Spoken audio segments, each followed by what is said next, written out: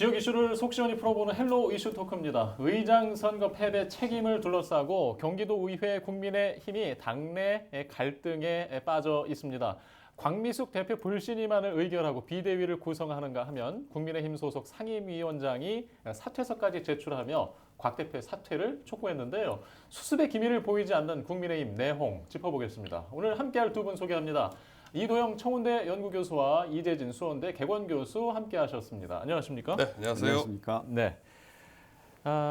일단 국민의힘과 더불어민주당 의장단 합의하는 과정도 길었고 네. 의석수 동수 78대 78이라는 배경도 있었고 자 이걸 우리가 알고 있는 상황에서 국민의힘의 내홍이 지금 나타나고 있어요. 아마 의장직 선거 패배가 원인이 아닌가 하는 시선들이 강한데요. 그렇습니다. 방금 말씀하신 것처럼 여야 의석수가 78대 78 동수인 상황에서 각 당의 이제 의장 후보들이 이제 결정이 됐었고요. 국민의힘 김규창 의원이 이제 민주당 염정현 의원보다 5살 우위입니다. 그렇기 때문에 경기도 회의 규칙에 따라서 1, 2차 투표를 거쳐서 결선 투표까지 가게 될 경우에 연장자가 당선이 되기 때문에 충분히 국민의힘에서 김규창 의원이 의장에 당선될 것으로 예상이 되는 상황이었었는데요. 하지만 국민의힘에서 반란표, 이탈표가 발생을 하면서 2차 투표에서 손쉽게 염정현 의원이 의장으로 당선되는 이변이 발생을 하게 된 겁니다. 국민의힘에서는 뭐 내부 분열로 인해서 다잡아뒀기 의장을 놓쳤다라고 볼 수가 있는데요. 뭐 민주당에 대해 의장이 헌납했다라는 표현까지 나오는 상황입니다.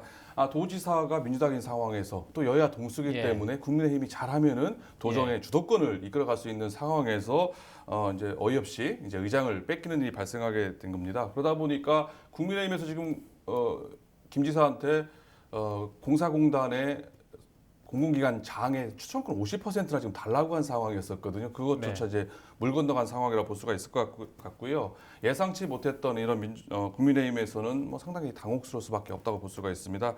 원 구성에 대한 뭐 전략 실패, 뭐 내부 분열에 대한 책임 소재 등으로 인해 가지고 지금 내용 논란이 더 거세질 것으로 예상이 됩니다. 예. 의원들 간 사실 표결에 붙였던 내용 아니겠습니까? 네.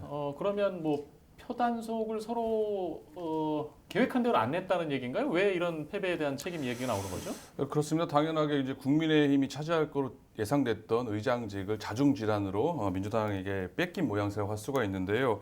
그에 대한 책임은 누군가 지금 져야 되는 상황입니다. 왜 표가 이렇게 이탈이 됐을까라는 논란이 되고 있는데요. 그러다 보니까 원내 지도부라고 할 수 있는 대표단에게 지금 책임론이 불거져나가고 있는 상황입니다. 물론 본회의장에서 이탈표를 던진 의원들 이제 무효라든지 기권표까지 포함하게 되면 7표 가량이 되는데요. 이들이 당론을 어기고 뭐 민주당 후보에게 투표를 했다는 점에 있어서 이제 뭐 책임 더 큰 비난을 받아야 될 수 있겠지만 사실 이들 파악하기가 분간하기 어렵다는 점입니다. 비밀 투표인데다가 심증은 가더라도 확정이 없는 상황에서 누가 이탈표 반대표를 던졌냐라고 지목할 수가 없는 상황이라 할 수가 있거든요. 그렇기 때문에 누군가는 또 책임을 져야 되고 그래서 이제 광미숙 대표에 대한 이제 책임이 더 크게 불거진다라고 볼 수가 있습니다. 모든 비난과 책임은 대표단한테 갈 수밖에 없는 구조라고 볼 수가 있을 것 같고요. 특히 대표단을 이끌고 있는 이제 광미숙 대표위원회에게 더욱 집중된다라고 볼 수가 있을 것 같습니다. 특히 반대파 지금 의원이 한 45명 가량으로 지금 얘기가 되고 있는데요. 곽 대표의 이제 소통 부재, 무능한 리더십에 대해서 대표단을 사임해야 된다. 불시민까지 제기되고 있는 상황입니다. 네, 그 당내 얘기를 좀 더 들어보면 원구성 상임위 배분에 대한 불만이 좀 있는 것 같아요. 네. 상임위 배분에 대한 문제도 있는 것 같습니다. 그러나 그건 표면상의 얘기였던 것 같고요. 좀 더 내부적으로 들여다보면 첫째는 당의 전체적인 구성에 대한 문제가 있는 것 같습니다. 국민의힘의 정당이라고 하는 것이 사실 국민의힘이 원천은 이제 자유한국당 또 새누리당이라고 하는 그 어떤 계보를 가지고 있는데요.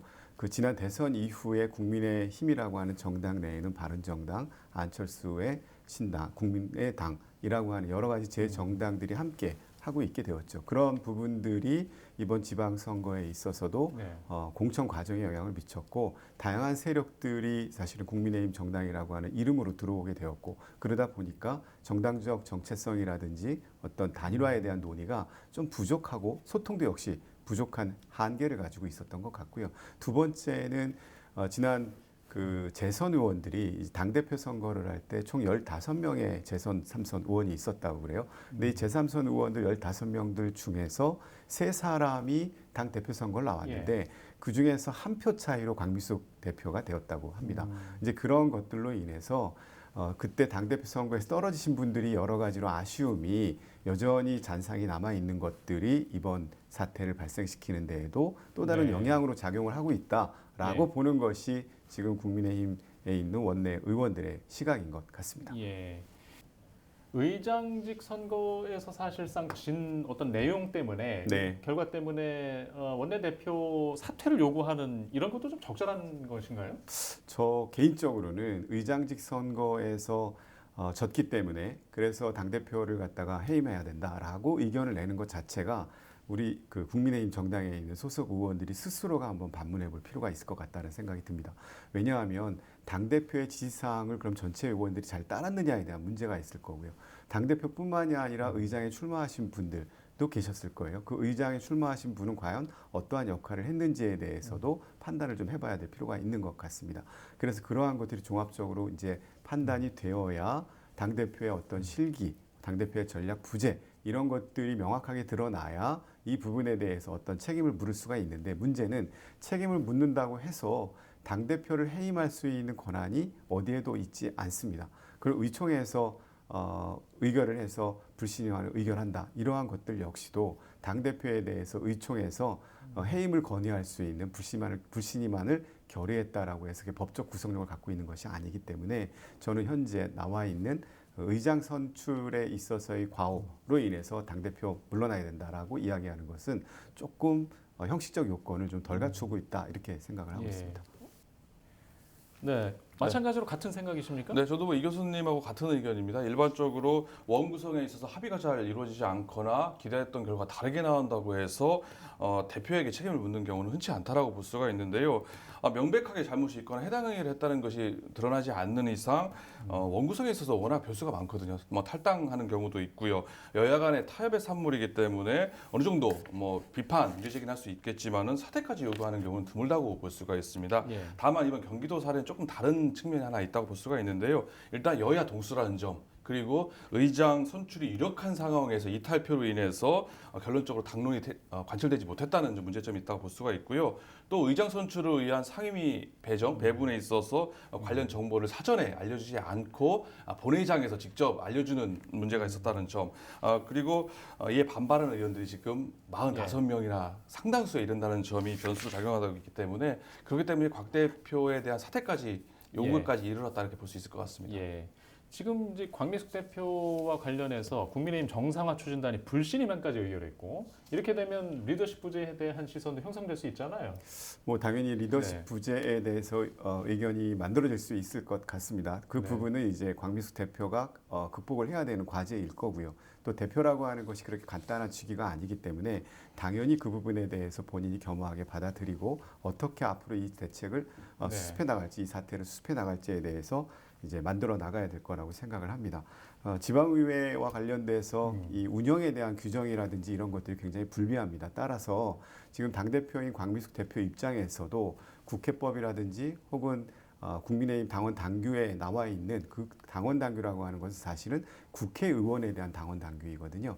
그런 것들을 준용해서 하다가 보니까 사실은 지방의회가 가지고 있는 여러 가지 한계라든지 상황이 다른데도 불구하고 그걸 무리하게 동일하게 엮어서 규정을 갖다가 준용하려고 하는 경우들이 좀 있어요. 이제 그런 부분들에 대해서도 법적 제도적 정비가 좀 필요할 것 같다라고 생각이 들고요. 지난번에 정상화 추진단이 있고 나서 8월 18일 날 이제 비대위 체제로 전환이 됐다라고 이야기를 하고 있어요. 그래서 의총장에서 이제 그걸 결정했다라고 하는데 의총이라고 하는 것이 당원에 규정이 되어 있고 또 그 규정이 되어 있는 상태에는 여러 가지 의결할 수 있는 사항들이 있지만 그 의결의 사항에 보면은 당 대표를 갖다가 불신임안을 의결한다. 이런 것들은 또 규정에 없습니다. 따라서 현격하게 문제가 있지 않는 한은 당 대표를 어디에서도 이야기할 수 있는 게 없기 때문에 그 불신임안을 의결할 수 있는 권한이 없기 때문에 여러 가지 제도적으로도 문제가 있다. 따라서 전체적으로 본다면 광미숙 대표가 이번에 사태가 발생된 것을 수습해 가는 과정에서 어떤 리더십을 다시 보여서 당을 갖다가 정상화시킬 것인지를 바라보는 것이 좀 필요하겠다. 그렇게 생각합니다. 예, 알겠습니다. 지금 광미숙 대표는 물러서지 않는 상황인 것 같아요. 예. 예, 지금 그 이유를 어떻게 피력하고 있습니까? 박민수 대표 입장에서 억울하다 생각할 수도 있으니까 뭐 본인이 자신 할는 게 아닌데 본인이 예. 이탈표 던진 의원들이 잘못인데 왜 내가 책임을 져야 되느냐, 적반하장식 요구 아니냐라고 얘기를 하고 있는데요. 게다가 여기서 만약에 박민수 대표가 뭐 순순히 물러나게 될 경우, 사퇴를 할 경우에는 예. 의장 선출 실패한 책임을 오롯이 본인이 다 뒤집어 쓰는 문제가 발생을 예. 하게 됩니다. 자신은 나름 최선을 다했고, 그리고 이탈표를 던진 의원들이 잘못이지, 그리고 그들의 이제 불순한 의도, 그들의 책임을 자신이 져야 되는 것은 부당하다고 생각할 수밖에 없다고 볼 수가 있습니다. 자신의 리더십 부재, 무능력 여부는 둘째 치더라도요. 예. 본인 입장에서 억울하다는 생각을 가질 수밖에 없다라고 볼 수가 있습니다. 다른 대표단에 속한 의원들도 원구성에 같이 협의했던 의원들도 마찬가지 생각을 가질 수 있다 보고요. 하지만 리더십 라든지 신뢰는 회복하기 어려운 수준에 이르지 않았나 이렇게 생각을 합니다. 앞으로 원내대표로서 도의회를 정상적으로 이끌기는 쉽지 않을 것으로 전망이 되는데요. 전체 의원들이 참여하는 의원총회가 열릴 경우는 지금 열리지는 않고 있지만은 전체 의원들이 함께 참여하는 의총이 열릴 경우에는 지금 과반수 이상이 여기에 지금 비대위, 소위 비대위에 참여하고 있는 상황이기 때문에 이렇게 되면 불신이 많이 통과될 수도 있는 상황이거든요. 일단 조금 더 상황을 좀 지켜봐야 될 것으로 보여지지만은 본인 스스로 거취를 결정하지 않을까 이렇게 생각을 합니다. 예. 지금 이제 당헌 당규상 준용 얘기도 하셨는데 네. 절차상 이게 적법성, 효력 네. 어떻게 봐야 하나요? 당원 당규상에 나와 있는 그 의원총회의 규정이 네. 있습니다. 의원총회에서 다룰 수 있는 안건이 있고요. 또 당연히 국회의원을 대상으로 하고 있긴 하지만 당원 당규상에 원내대표가 가지고 있는 권한이라고 하는 부분들이 있는데요. 그 당원 당규상에 남아 있는 의원총회의 기능 중에 보면 지금 여기처럼 원내대표에 대해서 불신임한이라고 하는 것을 상정할 수 있는 권한은 없습니다. 따라서 그러한 제도적 법적 미비가 있기 때문에 저는 법적 제도적 요건을 갖추지 못한 상태의 불신임한이 있을 것 같다라는 거고요. 앞서 말씀하신 것처럼 정상화 추진단이라고 하는 곳에 45명의 의원들이 참석을 하고 계시는 것 같아요. 이제 그분들도 그러면 비대위 체제로 전환이 되면서는 11명인가로 이제 줄었다라고 이야기를 하고 있는데요.